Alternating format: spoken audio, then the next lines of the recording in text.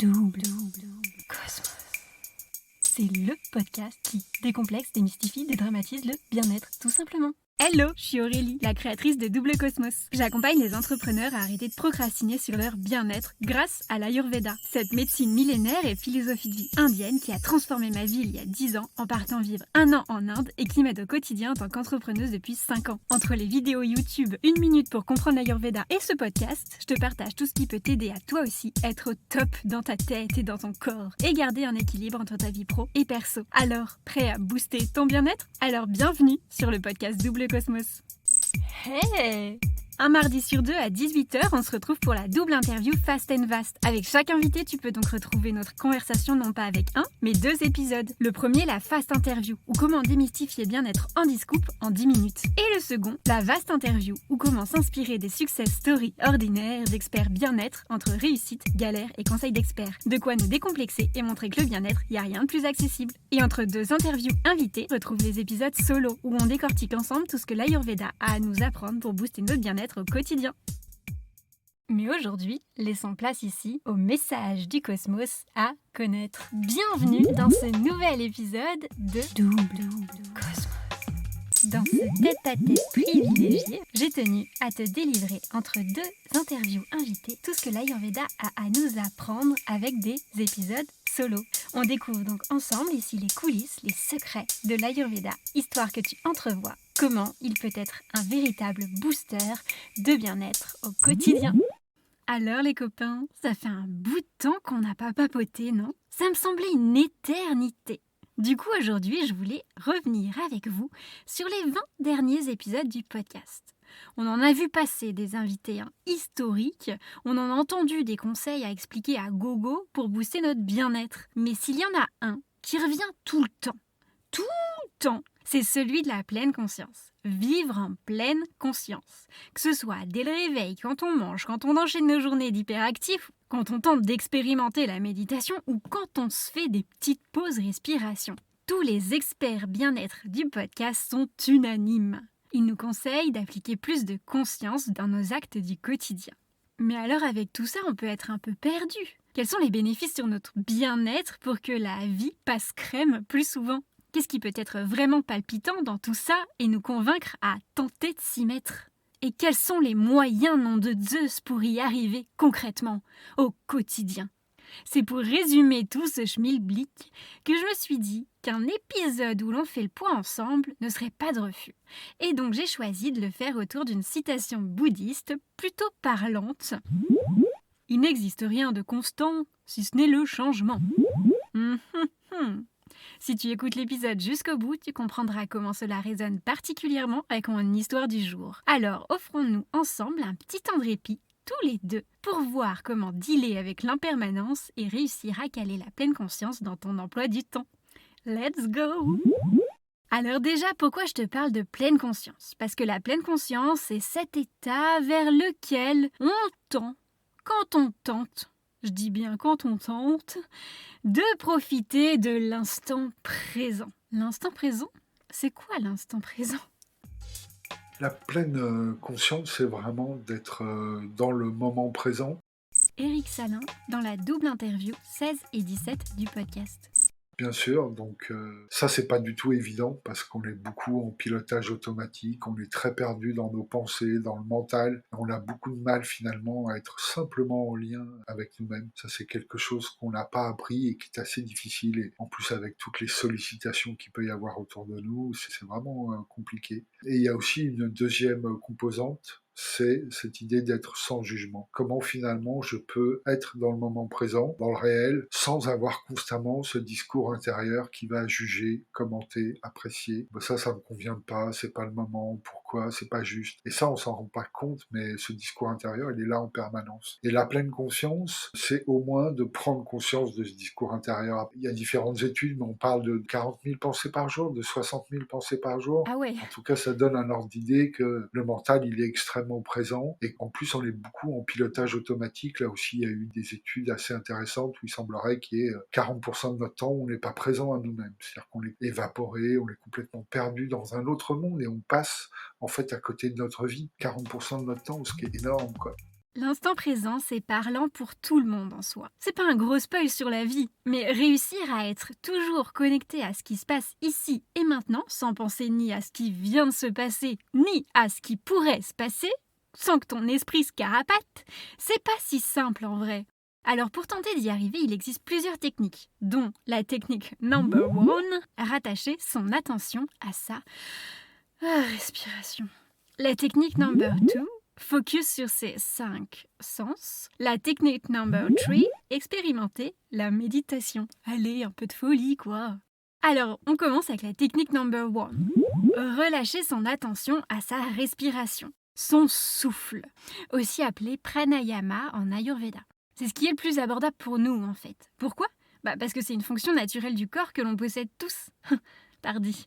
Tu sais, quand le mental nous fait partir dans nos cogitations et que tu passes en mode game over et qu'il te détache de tout ce qui se passe à cet instant T autour de toi ou dans ton corps. Et hop, le plus facile, ça va être de se dire « Ok, pour me sortir de là et pas laisser mon mental m'embarquer je ne sais où là, faut que je retrouve un ancrage qui serait toujours avec moi, disponible à n'importe quel moment, n'importe où.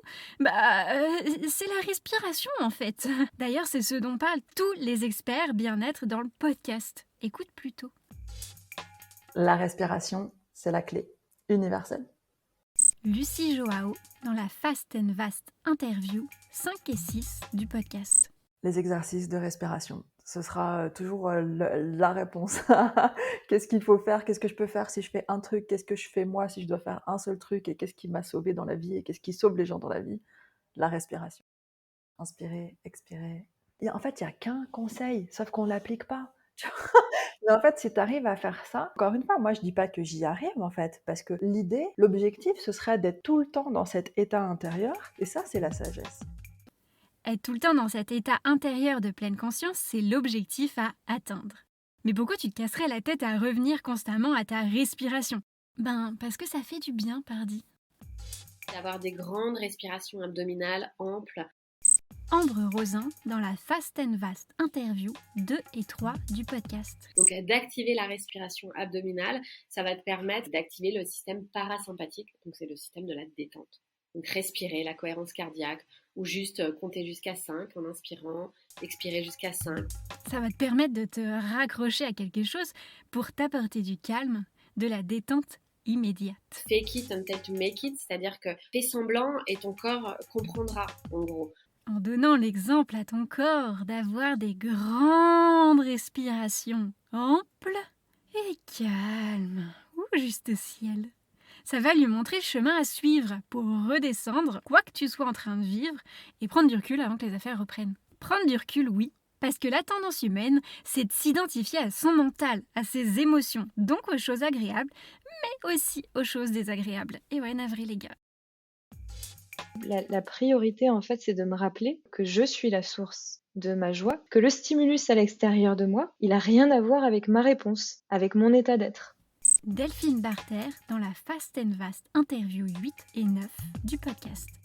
Mon état d'être, il dépend ni de là où je suis, ni des personnes avec qui je suis, ni de mon environnement, ni des circonstances, ni de l'argent que je gagne, ni des désirs qui ne sont pas accomplis, en fait. Donc à partir du moment où j'ai réalisé ça, je me sens plus dépendante en fin de compte du stimulus extérieur. Ça me fait beaucoup penser au Vipassana, ce que tu dis, une retraite silencieuse de méditation qui forme exactement à cet enseignement de l'impermanence, de cultiver cette relation de distance avec l'impermanence des choses qui t'arrivent ou qui viennent de l'extérieur. Je parlais déjà avec Delphine de l'importance de se rendre compte de l'impermanence des choses. Oui, il n'existe rien de constant si ce n'est le changement. Tout ce que tu vas vivre dans ta journée n'est que de passage, pigé. Donc concrètement, ça veut dire quoi ? 1. Revenir constamment à la respiration va être un reminder pour toi, un rappel comme un post-it collé sur ton cerveau. 2. Tu vas alors réussir à défocus sur ce que tu es en train de vivre et prendre le recul nécessaire pour matériellement te dire « Ok, journal de bord, je respire calmement et ce que je vis perd de son intensité au profit d'une respiration longue, calme, profonde. » La punchline qui se déroule pas comme ça dans la réalité, on le sait bien. Mais bon. Et 3. Tu vas donc mieux réussir à percevoir que l'émotion que tu es en train de vivre, que ce soit l'euphorie, la surexcitation d'un moment ou un sentiment ultra difficile de peine ou de colère monstre ou un pic de stress, physiquement et mentalement, est impermanent. Puisqu'en quelques respirations, tu arrives à les faire changer, ou du moins un tout petit peu les apaiser. Splendide, non ? Ouais, c'est déjà ça. Tellement facile, c'est à la portée de tout le monde tout le temps. Céline Laioni dans la Fast and Vast interview 14 et 15 du podcast. Donc là, dans ce moment, j'ai du mal à respirer et je fais de la cohérence cardiaque. Et après, je trouve ça trop cool. Donc, j'inspire sur 4 temps et j'expire sur 6 temps. Et tu te rends compte que quand tu as du mal à respirer ou que tu es stressé, au début, c'est très dur d'expirer sur 6 temps. Donc, tu commences plus petit, puis tu montes. Et en fait, à force, tu te rends compte que ça t'apaise. Donc, ça, c'est vraiment une pause, mais miraculeuse, accessible à tous. Alors pourquoi utiliser la respiration pour revenir en pleine conscience, c'est vital. Bah ça, je t'en parlais déjà dans l'épisode 16 du podcast, je sais pas si tu te rappelles, que je t'invite à réécouter pour réussir à mieux gérer tes émotions en fonction des doshas et de l'Ayurveda. Mais écoute ça quand même. Pour extérioriser ton émotion, souffler va t'aider à le faire circuler. Écoute plutôt ce qu'en dit Lucie dans le Vaste Interview 6. La respiration complète, consciente, lente et profonde, par le nez, une inspiration, une longue expiration. Et ça nous sauve de tout. On le fait naturellement en réalité. Quand on est excédé, on souffle. Quand on est inspiré, on inspire. Quand on a une respiration qui va avec nos émotions, et on sait que c'est la respiration et les émotions sont liées. Une fois qu'on en a pris conscience, on peut réguler l'un grâce à l'autre. Donc, en gros, pour faire simple, 1. La respiration va t'aider à 2. Revenir en pleine conscience. Pour 3. Ne pas te laisser bouffer par tes émotions. Pour au final vivre en meilleure santé dans ton petit corps et dans ta petite tête. Mais je t'en dis plus dans ce deuxième extrait sur pourquoi. Vivre tes émotions, ne pas les refouler ou vivre en apnée en attendant qu'elles déguerpissent. Oui, bien tout digérer en prenant le temps de souffler, comme après une grosse raclette un dimanche pluvieux. Mais pourquoi vouloir digérer nos émotions ? Parce que les émotions vont aussi venir se loger dans ton petit corps si tu n'y prends pas garde. Autrement dit, pour chaque dosha, concrètement, ça va se retrouver. Pour le dosha kapha, avec une prise de poids. Parce que les émotions vont venir se loger dans les tissus adipeux, les tissus graisseux. Ce qui arrive concrètement quand on garde tout ce qu'on vit intérieurement pour soi. Du coup, on stocke des émotions qui vont s'accumuler comme pour se protéger, s'isoler face à une situation désagréable, face à un danger. C'est ce qu'on rapproche aussi au fait de manger émotionnellement. En ne prenant pas le temps de digérer nos émotions et de les vivre, on les mange en se réfugiant par exemple dans une tablette de chocolat doudou ou en stockant tout ça.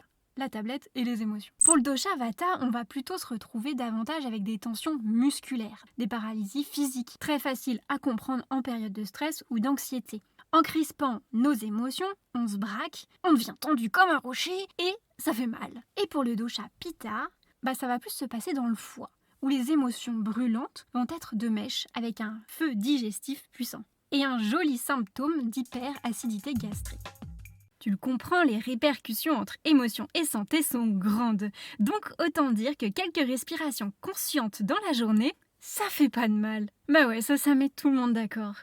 Ouais, tu comprends bien qu'un petit retour à soi, c'est même vital.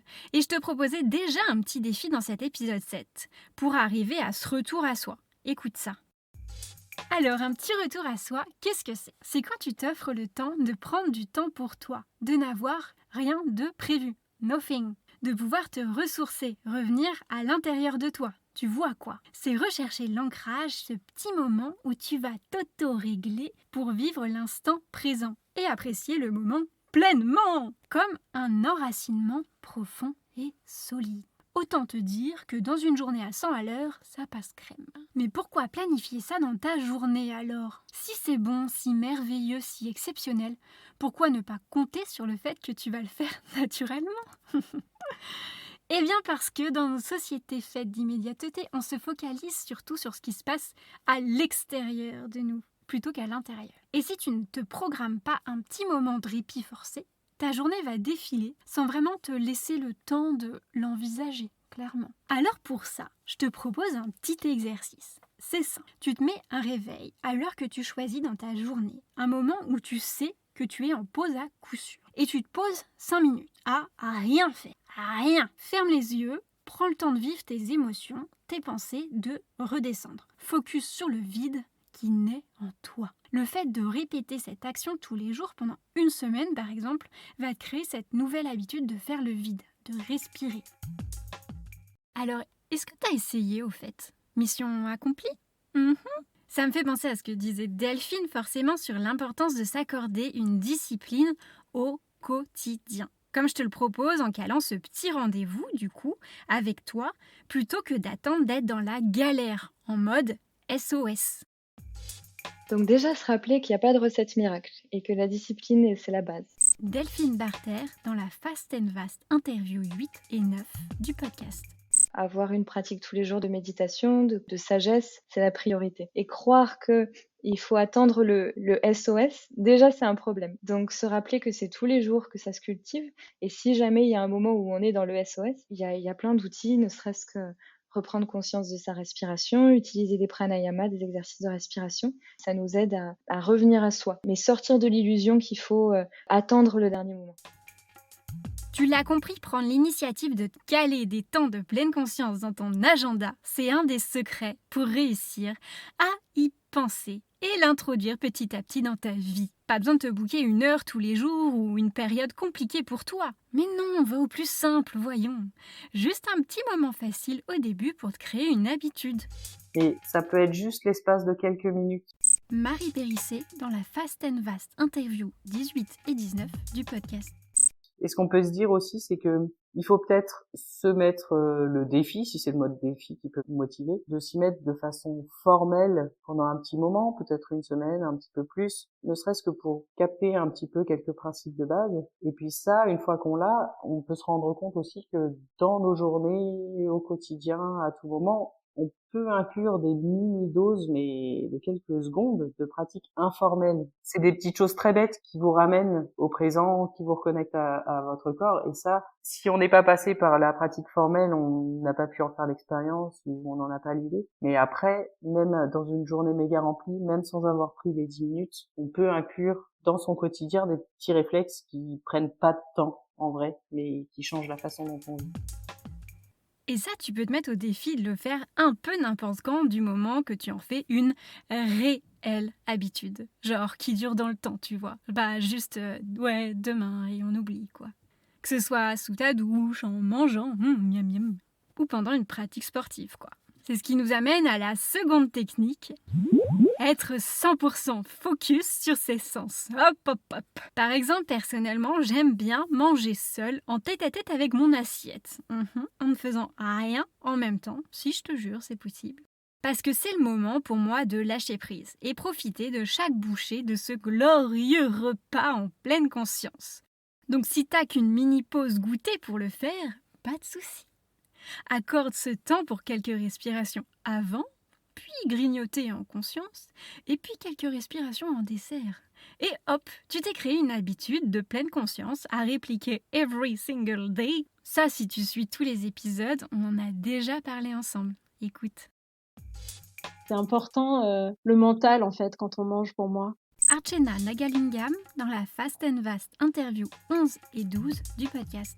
Je trouve qu'il y a une grosse différence entre un jour où je mange un truc où je suis stressée entre deux choses ou alors si je le mange de manière posée comme ça, ça va complètement changer la donne. J'ai une petite citation là-dessus, c'est il vaut mieux manger des frites en joie qu'une salade en stress.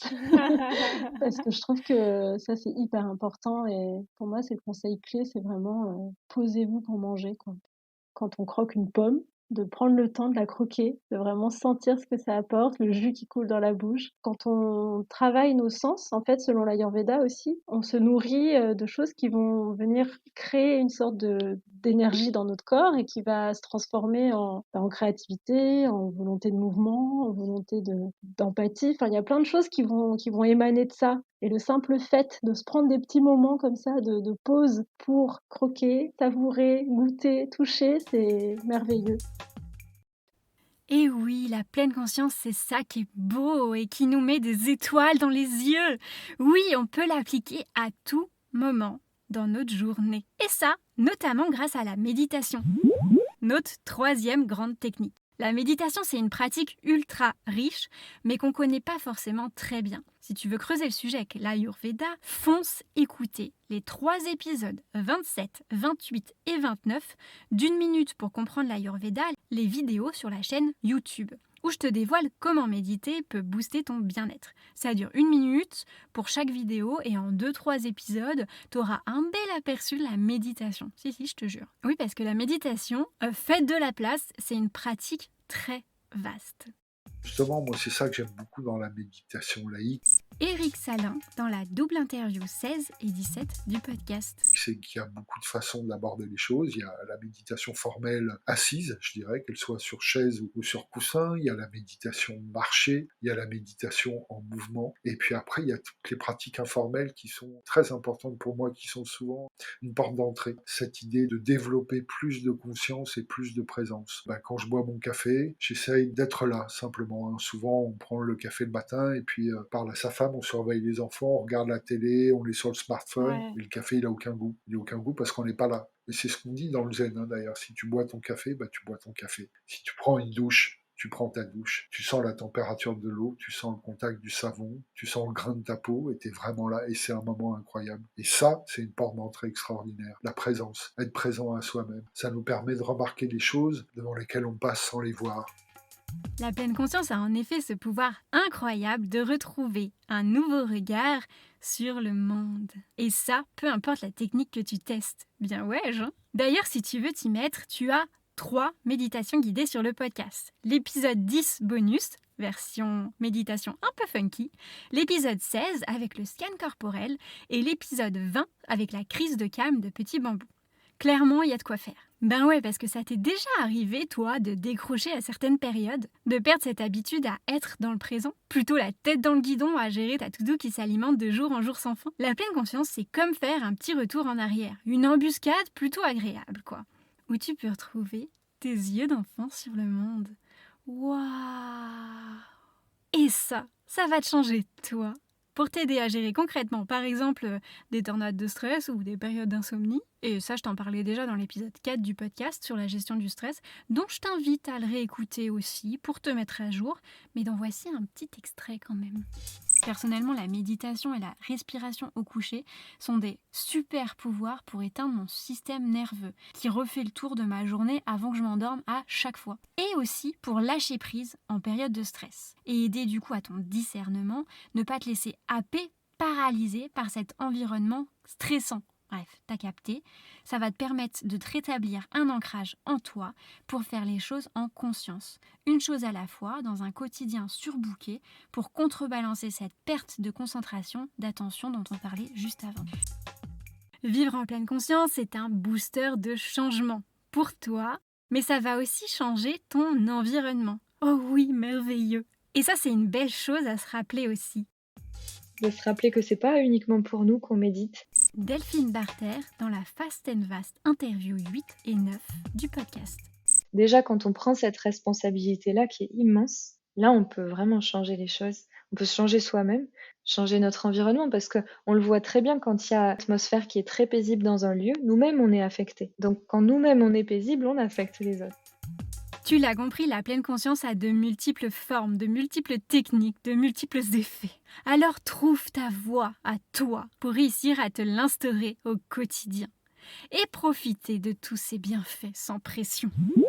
Alors dans cet épisode, tu as entendu des extraits de tous les interviews avec mes invités sur le format Fast and Vast que tu connais bien maintenant. Mais aussi des épisodes solo où je te parle de l'Ayurveda comme booster de bien-être. Tu peux les réécouter en entier pour te faire kiffer à mes côtés. Mais surtout pour faire plein de conseils sur le stress dans l'épisode 4 du podcast, sur les émotions dans l'épisode 7, sur l'alimentation dans l'épisode 13, et surtout sur l'épisode 10 du podcast pour choper plein de tips sur la méditation, où je te partage 3 voies pour t'en sortir avec l'exercice légendaire de la méditation et les 10 étapes pour réussir ta séance de méditation en beauté. Malin, hein? Alors si tu n'as pas oublié ma petite citation du départ et que tu es encore là, tu te demandes peut-être pourquoi je tenais à ce que tu saches qu'il n'existe rien de constant si ce n'est le changement. Eh bien parce que oui, tu l'auras compris. L'impermanence guide notre vie, notre quotidien, notre agenda. C'est terrible. Et se caler des réflexes, des habitudes, des rendez-vous avec soi-même pour pratiquer un peu de pleine conscience, c'est le meilleur moyen de se rappeler ce qu'on sait tous, sans blague, mais que notre mental nous fait parfois un peu oublier. Une grosse colère, ça va passer. Une tristesse insurmontable, ça va passer. Un pic de stress, ça va passer. Bref, tout passe, comme le dit ma dernière invitée du podcast, Marie de Petit Bambou, que tu peux retrouver sur l'épisode 18 et 19, pour démystifier la méditation de long en large avec nous. Oui, tout passe. C'est d'un banal. Mais quand tu apprends à vivre en pleine conscience, ça fait un bien fou. Et c'est tellement chouette de se le rappeler automatiquement. Si, je te jure.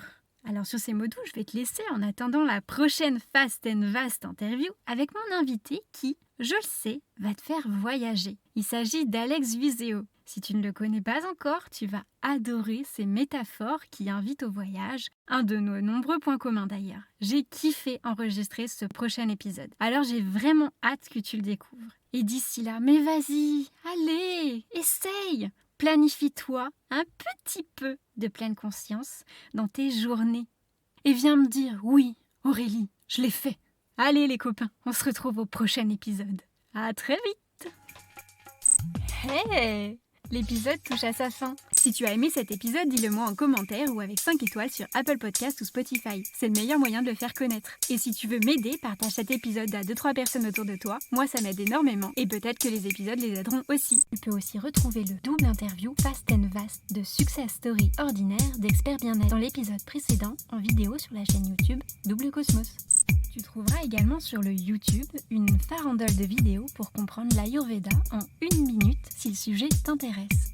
Merci à tous pour votre écoute et rendez-vous un mardi sur 2 à 18h avec d'autres invités experts bien-être.